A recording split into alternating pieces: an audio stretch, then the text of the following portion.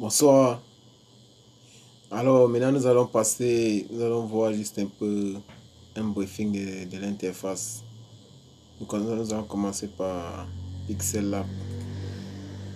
Alors lorsque on ouvre Pixel Lab, voilà ce qu'on a d'abord ici. Je vais fermer la caméra là. Oui, voici ce que nous avons ici. Si on supprime ce texte, vous allez voir que nous avons le logo de Pixel Lab qui est là. Son icône qui est là. Pixel Lab. Ici, c'est pour ajouter un calque texte.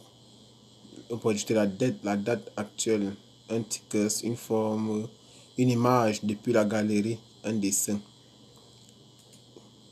Le prochain icône nous permet de sauvegarder. Ça, c'est l'icône de sauvegarde. Ensuite, nous avons l'icône de partage. Ici.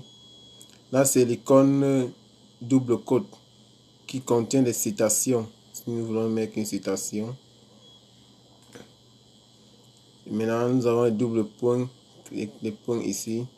Dans cette icône, il nous déroule plusieurs menus où on peut importer une image, faire le plein écran, définir la taille de notre projet. Ça, c'est l'image, ça, c'est l'icône retour. L'icône retour, donc lorsque nous avons effectué peut-être une mauvaise action et que nous voulons rentrer à la précédente, c'est celle-ci. Ça, c'est pour zoomer. Pour zoomer ici, on utilise généralement nos pouces.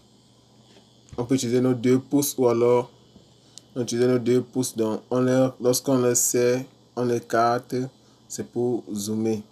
Et lorsqu'on les croise, c'est pour dézoomer. Puis nous avons l'icône de la grille. Lorsqu'on active, la grille. Ici, c'est pour la gestion de nos calques. Si nous ajoutons un calque texte, vous voyez qu'il apparaît là. On peut l'éteindre. Vous voyez.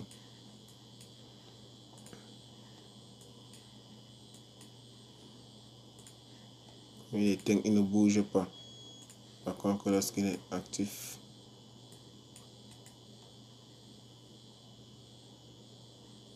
bon, c'est comme si ça a bugué. Non, annulé.